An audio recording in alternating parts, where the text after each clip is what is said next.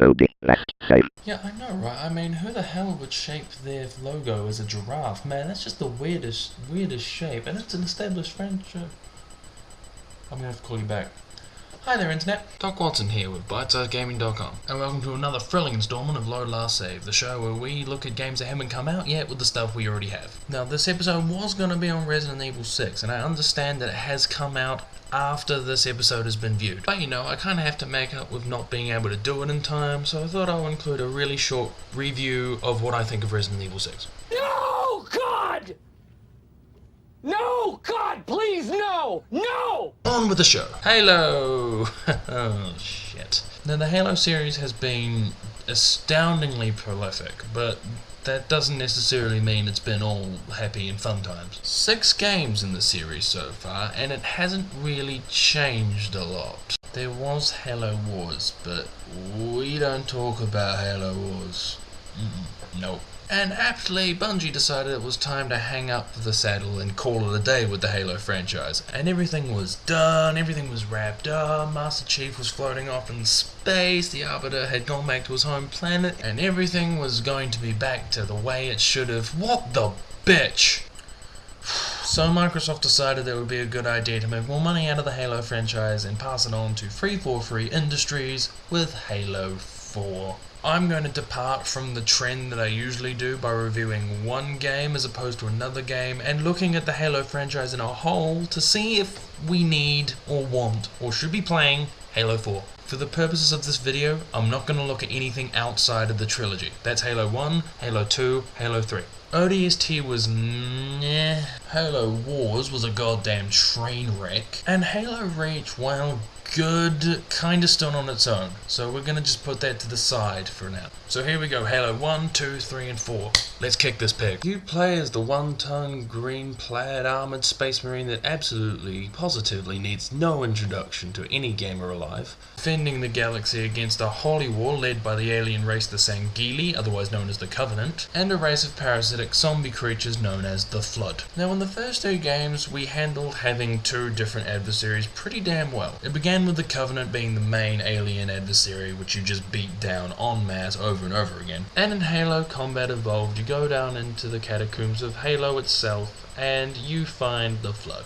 And along the way you learn about the Forerunners who are trying to stop the Flood from devouring the galaxy. You learn a lot more about the prophets that run the Covenant. Cut out the jargon, I could summarize the entire plot of the Halo trilogy in 10 words. Space Marine kicks so much ass his boots turn brown. Now I think it's fair to say that despite all the flack Halo gets, it is probably one of the most prolific FPSs of our generation. The controls are amazingly tight, and the action of the game warrants you to keep playing the game. Which is great, because if you're a green-clad space marine, killing things and having good action sequences kinda keeps the game going. But the problem with FPSs is that if you do them enough times with the same mechanics and you don't add new things, they get a little bit stale after a while. Adding new spices of alien, new weapons, and changing up the scenery helps. Let's be honest, if you're fighting the same mechanics, the same warfare over and over again for a grand total of about 25 hours of gameplay across all 3 games, depending on your difficulty,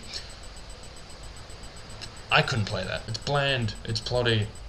I don't know any more synonyms for the word boring. But if you're a critic, sometimes you have to concede that things are popular for a reason. Halo 1 was the game that launched a console. Not many games can say they've done that. Halo 2 broke more boundaries and started to include Xbox Live capability. And let's not forget, Halo 2 was the sole reason Xbox Live managed to survive for a month after it was scheduled to be taken down for good. Halo 3 broke pretty much every single gaming record imaginable.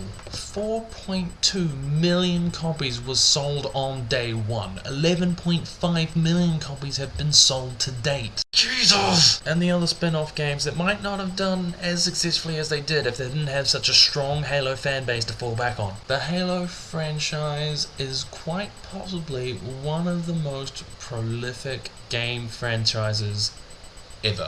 Which is exactly why it needs to die.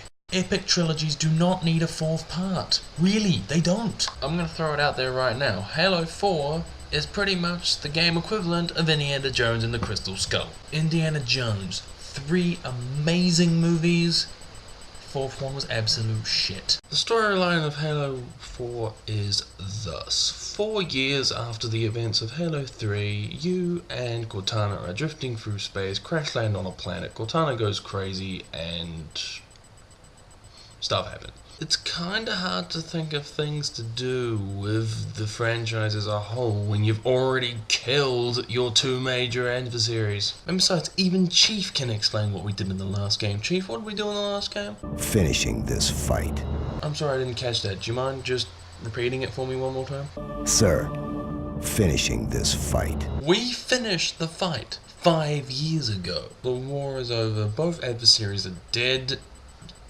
From Halo 3, there's really nowhere else to go. I mean, Halo 4 looks to be set around looking at all the history surrounding the Halo trilogy so far. So you're looking at the Forerunner technology, a deeper relationship between Cortana and Chief, some of the lesser known things that weren't fleshed out in the original trilogy. But the Forerunners were mysterious because we didn't know anything about them, and the relationship between Cortana and Chief was fine the way it was.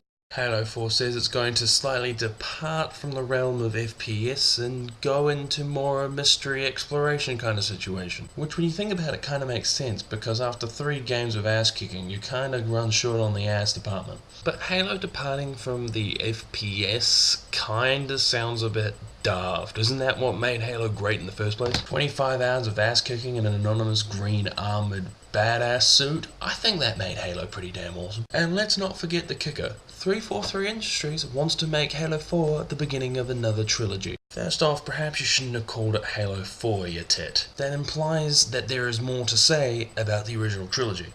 And there isn't. We already finished that. Halo Cortana's Gone Wild, Halo AI Kills Everything. Those are 2 perfectly good titles that have nothing to do with the original trilogy. We were done. Finito. Finished. Done for, cleaned up, and yet when there's nothing more to be said, someone out there wants a little bit of dough, so they resurrect something that is guaranteed to sell. And Halo 4 is guaranteed to sell. You put Master Chief on the front of anything, it'll sell like hotcakes. I hope and pray that Halo 4 will be the game that does what Halo Reach did, and kind of sets it apart. Now, Halo Reach took place before the events of the original Halo trilogy with a set of different characters, so there was in fact a fresh new storyline element to explore in the terms of the Noble 16. If Halo 4 is going to hold a candle to what the Halo trilogy has done to gaming, it will have to be something truly, utterly mind-blowing. But if I'm going to be honest with you, my hopes really aren't that high. If you listen to one of the gameplay interviews that they've done, link will be below, really working around the legacy of Halo. They're not trying to tread on any shadows, they're not trying to screw on any cannons. They're just looking to make Halo 4 work for them. And for that, 343 Industries, you have stones of brass. Will the efforts of 343 hold a candle to the Halo trilogy? Might not be the best question. I think the better question is, can 343 Industries make Halo 4 their own? Only time will tell. To get the most out of Halo 4, you will need to forget everything you knew about Halo 1, 2, and 3. That's going to be difficult. Not impossible even, and I feel that compared to Halo 1, 2, and 3, Halo 4 is just not going to have the same magic that the original trilogy. It sucks, I know, one of our most prolific gaming characters has died. They all die, people. Get over it. I will not apologize for my cynicism. I will see you guys next week.